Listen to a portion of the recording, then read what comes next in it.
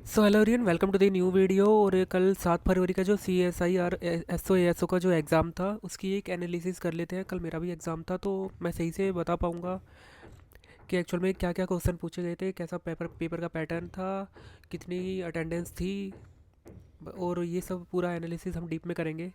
तो सबसे पहले अगर मैं पेपर 1 की बात करूँ तो पेपर वन में हमारे 3 पार्ट थे। हिस्ट्री था हमारा, पॉलिटी था, और हिस्ट्री था, पॉलिटी था, और हमारा ग्रामर था। और फिर सोशल पॉलिटी में ही हमारा सोशल जस्टिस और गवर्नेंस था। तो अगर मैं क्वेश्चंस की बात करूँ, डिवीज़न ऐसा था कि 20 क्वेश्चन उन्होंने पॉलिटी के पूछे थे, 30 क्वेश्चन उन्होंने हिस्ट्री के पूछे थे, 30 क्वेश्चन करंट अफेयर के थे, और हमारा जो 20 क्वेश्चन थे वो थे सोशल जस्टिस और गवर्नेंस के। पॉलिटी की अगर मैं बात करूँ तो पॉलिटी के जैसे अमेंडमेंट से क्वेश्चन आए थे 44, 42, 74, 76, 82। तो ये अमेंडमेंट से ही कम से कम 4-5 क्वेश्चन उन्होंने पूछ रखे थे कि इन अमेंडमेंट्स में क्या क्या प्रोविज़न थे, है ना। तो उनका मल्टी MCQ टाइप में क्वेश्चन बना के पूछ रखे थे। 370 आर्टिकल के बारे में पूछा था। 12th शेड्यूल किस लिए है उसका पूछा था उन्होंने। देन कमेटी पूछी थी उन्होंने, कमेटी। और पंचायत से पूछा था, विलेज और ब्लॉक लेवल पे जो पंचायत की कमेटीज़ बनी थी, या फिर उनके इलेक्शन विलेज और ब्लॉक लेवल पे जो पंचायत होती है उनके इलेक्शन कौन कंडक्ट कराता है। देन अटॉर्नी जनरल और कैग CAG का आर्टिकल पूछा हुआ था। फंडामेंटल राइट्स दिए हुए थे उन्होंने कि इनमें से कौन से फंडामेंटल राइट्स है। फिर उन्होंने 4-5, हर ऑप्शन में 4-5 चीज़ें दी हुई थी, उसमें से बताना था कि कौन सा फंडामेंटल राइट है। Then constitutional and non constitutional bodies के बारे में पूछा रखा था। हर ऑप्शन में 4-4 बॉडीज़ दे रखी थी, उनमें पूछा हुआ था कि ये कॉन्स्टिट्यूशनल बॉडी इनमें से कौन सी है। देन सुप्रीम कोर्ट पूछा हुआ था उन्होंने, सुप्रीम कोर्ट में से पता नहीं किस क्वेश्चन, कैसा एक क्वेश्चन था शायद। फिर पंचायत के इलेक्शन पूछे हुए थे कि पंचायत का इलेक्शन कौन कंडक्ट कराता है, स्टेट में पंचायत का इलेक्शन कौन कंडक्ट कराता है। ठीक है। फिर पहला लोक बाल बिल कब आया था वो पूछा हुआ था। तो पॉलिटी के बेसिक बेसिक से क्वेश्चन थे। लूसेंट से भी आप पढ़ के बड़े आराम से हो सकते थे, तो बहुत ही ईजी मतलब सेक्शन था पॉलिटी का। देन हिस्ट्री की अगर मैं बात करूँ तो फ्रीडम स्ट्रगल से ज़्यादा क्वेश्चन थे। अगर मैं डिवीज़न करूँ इसका तो एंशियंट से था, इंडस वैली से 2-3 क्वेश्चन थे, साइड दी हुई थी, उनको मैच करना था। ठीक है। जैसे लोथल गुजरात ऐसे करके। फिर वेदास से, जो वैदिक पीरियड है उससे 2 क्वेश्चन थे। उन्होंने पूछ रखा था कि इस वेद में कितने श्लोक है, ऐसे करके कुछ पूछा हुआ था, मतलब डायरेक्टली लूसेंट से ठाया हुआ था।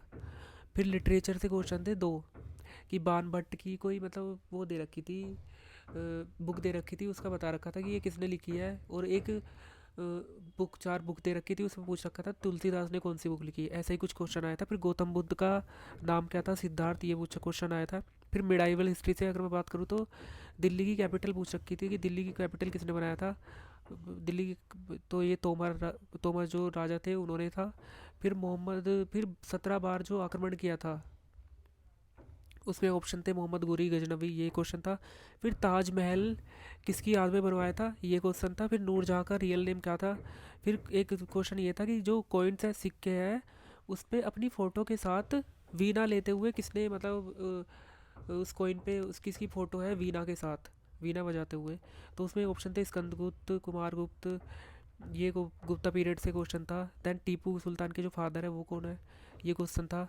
अगर मॉडर्न हिस्ट्री की मैं बात करूँ तो पोर्तुगीज़ ने अपना हेड क्वार्टर किसको बनाया था, मैसूर और फिर बॉम्बे, इसमें 3-4 ऑप्शन थे। देन वॉशर जनरल से 2 क्वेश्चन थे, एक तो सब्सिडरी अलायंस का था और एक और था वो मुझे याद नहीं आ रहा। देन महात्मा गांधी के 2 क्वेश्चन थे, करो या मरो, और फादर ऑफ नेशन किसने दिया था महात्मा गांधी को ये टाइटल। देन असहयोग आंदोलन था, एक बारदोली सत्याग्रह था। देन कांग्रेस का सेशन था, लाहौर सेशन से कुछ क्वेश्चन था। देन कांग्रेस का जो संस्थापक थे वो कौन थे, एयूम थे। 1857 रिवोल्ट में इलाहाबाद से कुछ एक क्वेश्चन आया था, आई थिंक एनी बेसेंट या कुछ ऐसे करके, कि इलाहाबाद से जो 1857 का रिवोल्ट था वो किसने स्टार्ट किया था, ऐसा कुछ जलियांवाला बाग से आया था। देन ये आया था हमारा गवर्नेंस और सोशल जस्टिस में अगर मैं बात करूँ तो एक दो स्कोम की स्कीम्स थी। देन लिबर्टी और सोशलिज्म, कैपिटलिज्म, गुड गवर्नेंस से 2-3 क्वेश्चन उन्होंने बना के पूछ रखे थे। कि किसी भी ऑर्गेनाइजेशन में गुड गवर्नेंस के फैक्टर्स क्या होते हैं, ऐसे करके 3-4 क्वेश्चन बनाए हुए थे, बहुत ही सिंपल सिंपल से क्वेश्चन थे। तो ये तो हमारा था जीएस का पेपर 1 का पार्ट, यानी कि बहुत ही मतलब इजी था। डायरेक्टली लूसेंट पढ़ के भी आप जा सकते हैं, ऐसा नहीं है कि यूपीएससी के सिलेबस था जो जैसा लग रहा था कि यूपीएससी के जैसा पूछा जाएगा, बहुत डीप में चीज़ें पूछी जाएगी, ऐसा बिल्कुल भी नहीं था। तो अगर अब मैं पेपर 2 की बात करूँ तो पेपर 2 हमारा थोड़ा लेंदी था। उसमें मतलब थोड़ा लेंदी था, 2.5 घंटे का टाइम था। टाइम तो मतलब सफिशेंट था, लेकिन जो decision making then management principle, इनके जो क्वेश्चन थे ना वो पूरे पूरे लंबी लंबी एक एक पेज की केस स्टडीज़ बना के दी हुई थी। तो रीजनिंग में अगर मैं बात करूँ तो मिरर इमेज से 3-4 क्वेश्चन थे, रैंकिंग था, कोडिंग डिकोडिंग, नंबर मिसिंग और लेटर सीरीज। ये 3-4 टॉपिक उन्होंने पूछे थे। डीआई मैथ में डीआई से 6-7 क्वेश्चन थे, तो डीआई आप पढ़ के जाइए जिसके भी आने वाले टाइम में एग्ज़ाम है। देन एथिक्स से जो बेसिक बेसिक जो टॉपिक से हेडिंग से, जैसे normative ethics, ethical dilemma, situation, thinkers के 2-3 क्वेश्चन थे। एथिक्स से नॉर्मल नॉर्मल से बेसिक से क्वेश्चन पूछ रखे थे। तो अगर किसी ने एथिक्स नहीं पढ़ा है और बेसिक अंडरस्टैंडिंग है चीज़ों की, क्योंकि इस सिचुएशन में ये हो सकता है या ये ऑप्शन चूज़ कर सकते हैं, 4 ऑप्शन में सिंपली पता चल जाता है पढ़ के कि कौन सा ऑप्शन राइट हो सकता है। दैन डिसीजन मेकिंग में कुछ ऐसे क्वेश्चन थे, केस स्टडीज़ दी हुई थी एम्प्लॉयज़ से रिलेटेड, कि 4-5 फैक्टर्स मतलब सिचुएशन दी हुई थी, और उसमें ये दिया हुआ था कि कोई एक दिलीप करके एम्प्लॉय है, इसने कोई ऑर्गेनाइजेशन ज्वाइन किया है। अब इसको जो है क्वार्टर अलॉटमेंट नहीं हुआ है, यानी कि हाउस अलॉटमेंट नहीं हुआ है। तो इसकी कंप्लेंट मतलब इसमें कौन सा ऑप्शन चूज़ करोगे। फिर उसमें 4 सिचुएशन दी हुई थी कि अगर कि किसी भी एम्प्लॉय का 5 साल तक उस ऑर्गेनाइजेशन में मतलब जॉब होनी चाहिए, 5 साल तक एज ए सुपरवाइज़र की जॉब होनी चाहिए, या फिर उस दोनों हस्बैंड वाइफ का कहीं भी क्वार्टर नहीं होना चाहिए, खुद का घर नहीं होना चाहिए, खुद के घर में नहीं रह रहे हो, ऐसे करके सिचुएशन दी हुई थी। इसी पे चार चार क्वेश्चन थे एटलीस्ट। और डिसीजन मेकिंग में और भी कुछ जैसे सिचुएशन दे रखी थी कि किसी भी शॉपिंग मॉल में बहुत सारे जो प्रोडक्ट्स हैं या शूज़ है या क्लोथ्स है, उनकी मतलब डिमांड मतलब कस्टमर खुश नहीं है उन प्रोडक्ट से, तो उसमें क्या इशू आ सकते हैं। तो उसमें 4 ऑप्शन दे रहे थे क्वालिटी का, ये ऐसे कर करके। तो ये ऐसे डिसीजन मेकिंग क्वेश्चन थे। देन इकोनॉमी इन्वायरमेंट की अगर मैं बात करूँ तो नेशनल पार्क, फिर लिबरल कैपिटलिज्म इकोनॉमी से ये वाले जो कैपिटल इकोनॉमी, मिक्स्ड इकोनॉमी, ऐसे करके क्वेश्चन थे, ठीक है। फिर लेबर पार्टिसिपेशन रेट है ना। फिर थ्योरीज, एक तो थ्योरीज पे क्वेश्चन थे इकोनॉमी की।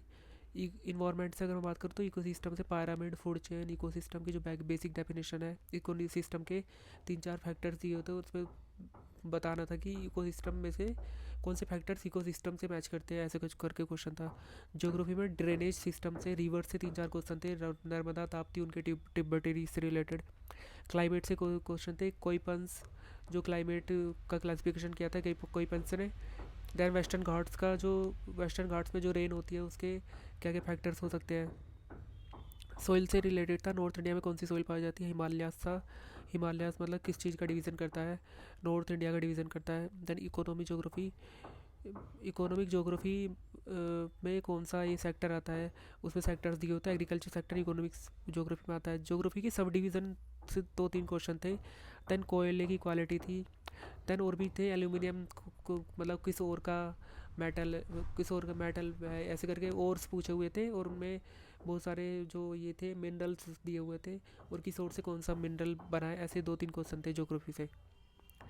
तो बाकी ओवरऑल यही था, जो पेपर का पैटर्न था यही था। और मैं अगर बताऊँ तो हाँ, ग्रामर भी बताया बचा है हमारा। ग्रामर में उन्होंने क्वेश्चन पूछ रखे थे, ग्रामर में सिंपल एसएससी के लेवल का ग्रामर था। जो पैसेज थे, जो पोएम वाले पैसेज थे वो समझ में नहीं आ रहे थे, लेकिन अगर आप 3-4 बार पढ़ोगे ना तो चीज़ें आराम से समझ में आएगी, और आप इजीली क्वेश्चन भी सोल्व कर सकते हो, है ना। तो 25 क्वेश्चन जो ग्रामर के थे, नहीं 25 नहीं 50 क्वेश्चन जो ग्रामर के थे आप इजीली सोल्व कर सकते हो। अटेंडेंस की अगर मैं बात करूँ तो 50% अटेंडेंस थी।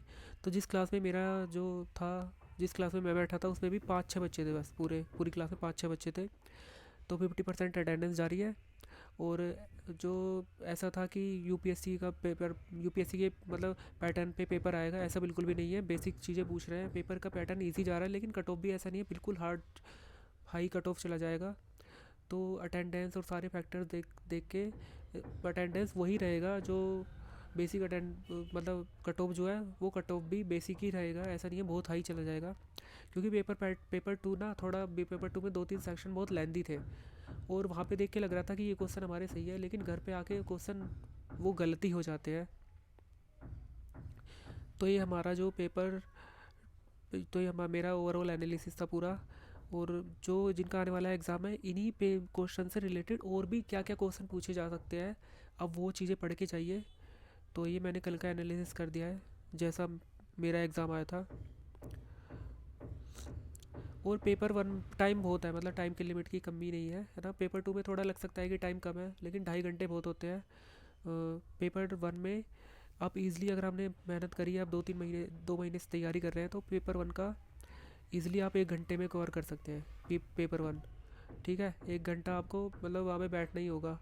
और देन पेपर टू में अगर मैं बात करूँ तो मैथ वगैरह थोड़े सोल्व करने में लेंदी लग सकते हैं जिनका मैथ इज अच्छा नहीं है, रीजनिंग अच्छी नहीं है। और बाकी आप अपने हिसाब से कीजिए। डिसीजन मेकिंग वगैरह थोड़ा लेंदी है, लेकिन क्वेश्चन अगर आप अच्छे से पढ़ोगे तो 2-3 बार तो ईज़िली समझ में आ जाएगा। बाकी ओवरऑल एनालिसिस यही था इस एग्ज़ाम का। तो बस यही था इस वीडियो में।